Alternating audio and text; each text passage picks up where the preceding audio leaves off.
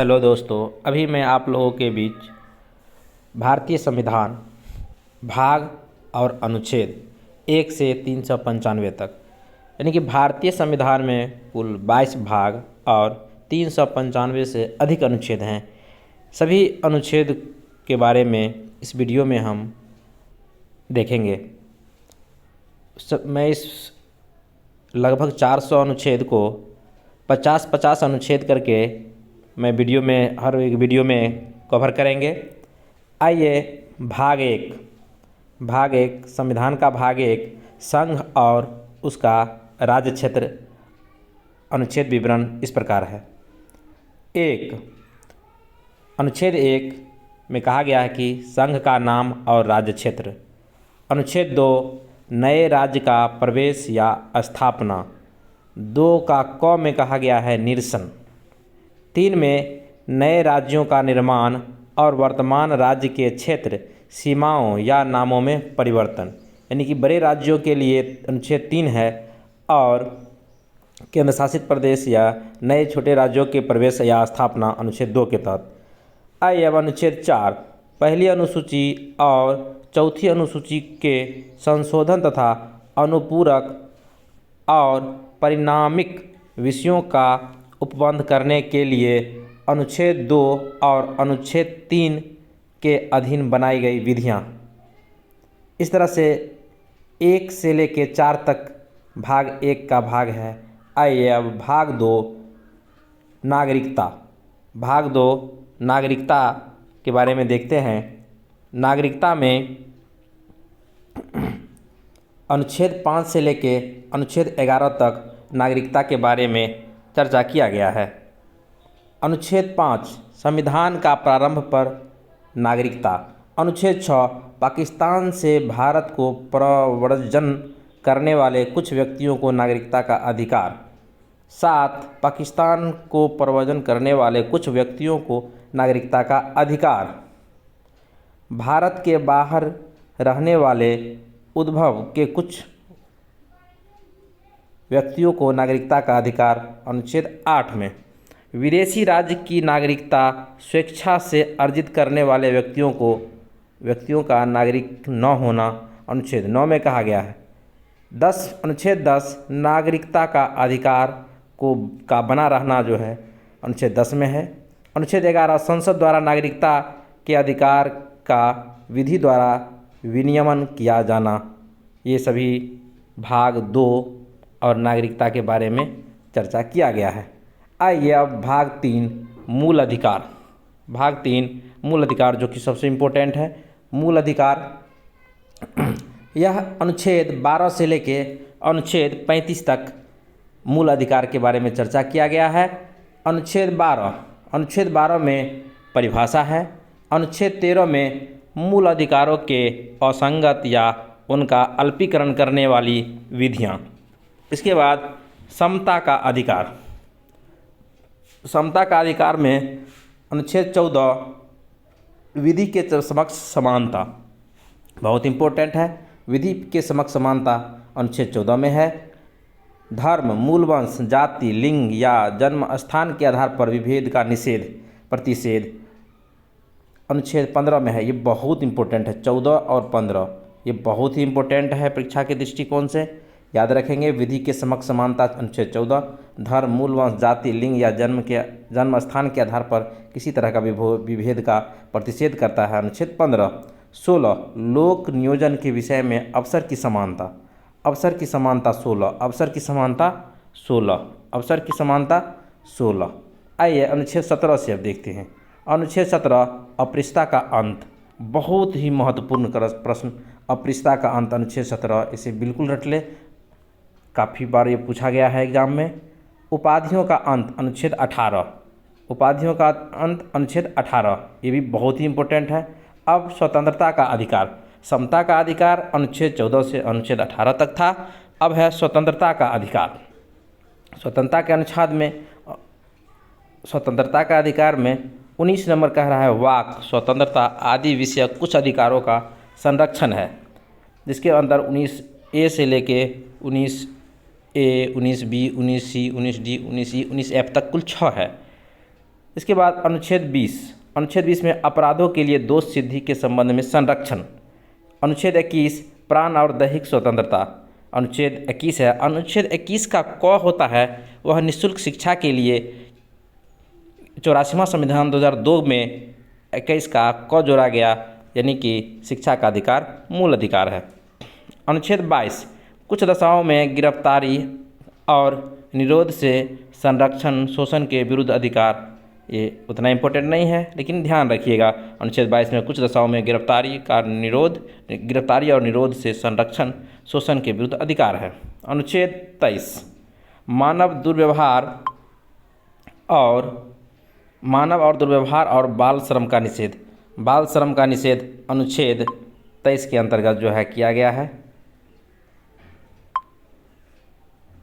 बाल श्रम का निषेध। अनुच्छेद 24 कारखानों आदि में बालकों को नियोजन पर प्रतिबंध किया गया है। 14 से कम उम्र के बच्चों को किसी भी फैक्ट्री में या फिर कहीं पर काम पे नहीं लगाना है, ये अनुच्छेद 24 के अंतर्गत कहा गया है। अनुच्छेद 25 अब है स्वतंत्रता का अधिकार। अनुच्छेद 25 के अंतर्गत हम देखेंगे कि अंतःकरण और धर्म की अबाध रूप से मानने, आचरण और प्रचार करने की स्वतंत्रता, यानी कि किसी भी धर्म को अबाध रूप से मानने यानी कि मान सकते हैं और उसका आचरण या व्यवहार किसी भी चीज़ का अनुसरण कर सकते हैं और उसे प्रचार करने की स्वतंत्रता, और हम उसे प्रचार कर सकते हैं। अनुच्छेद 25 बहुत ही इंपॉर्टेंट क्वेश्चन। अनुच्छेद 25 ये काफ़ी इंपॉर्टेंट क्वेश्चन है। इसके बाद अनुच्छेद 26 में कहा गया है कि धार्मिक कार्यों के प्रबंध की स्वतंत्रता। धार्मिक सबसे पहले धर्म मानेंगे, धर्म के बाद उसको प्रबंधन करेंगे, प्रबंधन के लिए अनुच्छेद 26 है, ये भी इम्पोर्टेंट है। अनुच्छेद 27 विशिष्ट धर्म अभिव्यक्ति के लिए करों के समुदाय के बारे में स्वतंत्रता। अनुच्छेद 28 स्कूल शिक्षा संस्थाओं में धार्मिक शिक्षा या धार्मिक उपासना में उपस्थित होने के बारे में स्वतंत्रता। किसी भी धर्म के किसी भी शिक्षा संस्थान या किसी भी धार्मिक शिक्षा या धार्मिक उपासना में हम उपस्थित होने की स्वतंत्रता दी गई है अनुच्छेद 28 में। आइए इसके बाद देखते हैं कि संस्कृति और शिक्षा संबंधी अधिकार 29 से लेकर 32 तक। तो इसमें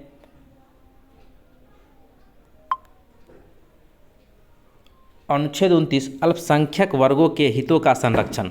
अनुच्छेद 29 में अल्पसंख्यक वर्गों के हितों का संरक्षण अनुच्छेद 29 में है।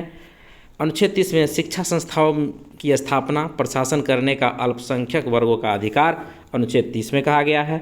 अनुच्छेद 31 को निरसन कर दिया गया है, ख़त्म कर दिया गया, जो कि संपत्ति का अधिकार के बारे में चर्चा था, जो हटा दिया गया है।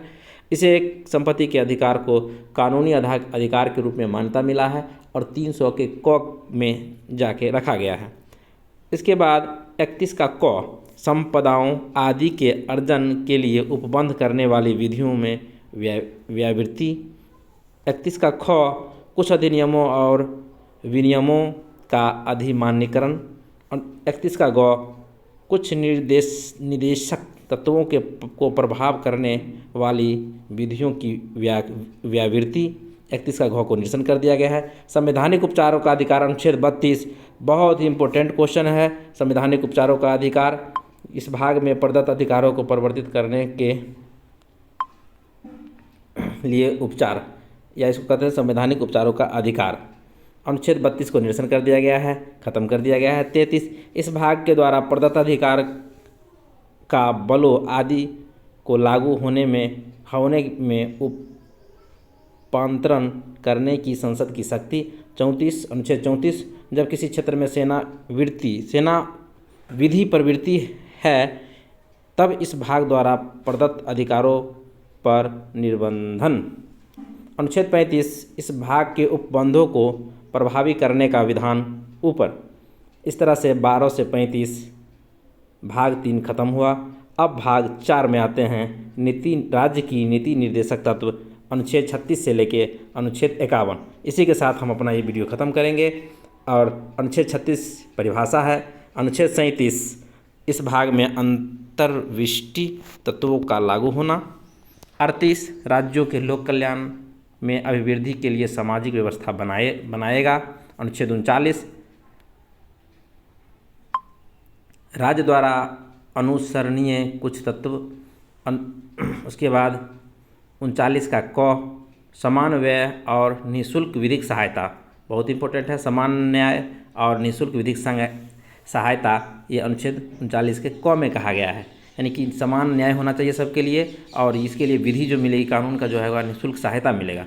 अनुच्छेद 40 ग्राम पंचायतों का गठन बहुत ही इम्पोर्टेंट है। अनुच्छेद 40 ग्राम पंचायतों का गठन बहुत ही इम्पोर्टेंट है।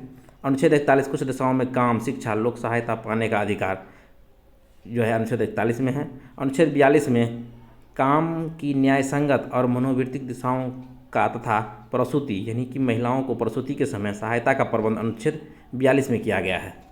अनुच्छेद 43 कामगारों का कर्मकारों के लिए निर्वाह मजदूरी आदि, मजदूरी संबंधी अनुच्छेद 43 है। 43 का उद्योग के प्रबंध में कर्मकारों का भाग लेना। अनुच्छेद 44 बहुत ही इम्पोर्टेंट क्वेश्चन है। अनुच्छेद 44 इसमें नागरिकों के लिए एक समान सिविल संहिता, एक समान सिविल संहिता अनुच्छेद 44। अनुच्छेद 45 बालकों के लिए निःशुल्क और अनिवार्य शिक्षा का उपबंध किया गया है, यह जो है अनुच्छेद 45 में कहा गया है। बहुत ही इंपॉर्टेंट क्वेश्चन है अनुच्छेद 45।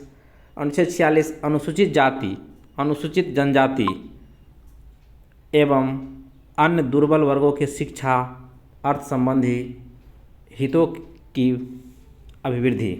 अनुच्छेद 47 पोषाहार स्तर पर जीवन स्तर को ऊंचा करने तथा लोक स्वास्थ्य को सुधार करने का राज्य का कर्तव्य होगा, यह अनुच्छेद 47 में कहा गया है। अनुच्छेद 48 बहुत ही इंपॉर्टेंट क्वेश्चन है।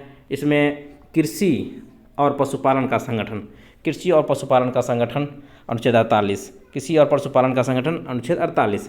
48 के क में कहा गया है कि पर्यावरण का संरक्षण और संवर्धन और वन तथा वन्य जीवों की रक्षा, वन्य जीव से संबंधित वन्य जीवों की रक्षा, पर्यावरण की रक्षा, संवर्धन, वन का रक्षा, ये सब 48 के क में कहा गया है। 48 में कृषि और पशुपालन, 48 के क में पर्यावरण।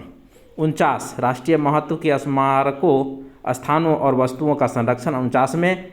50 में कार्यपालिका से न्यायपालिका का पृथककरण, 50-50 पृथककरण, यानी कि 50 में जो है न्यायपालिका से कार्यपालिका से न्यायपालिका का पृथककरण 50 बहुत इंपॉर्टेंट है। 51 अंतर्राष्ट्रीय शांति और सुरक्षा की अभिवृद्धि। अभी हम भाग 1 से भाग 3 तक पूरा कंप्लीट देख लिए हैं, अनुच्छेद 1 से लेकर अनुच्छेद 51 तक। अगले वीडियो में अनुच्छेद 52 से लेकर अनुच्छेद 100 तक देखेंगे। अगर आपको वीडियो अच्छा लगता है तो वीडियो शेयर सब्सक्राइब करें। धन्यवाद।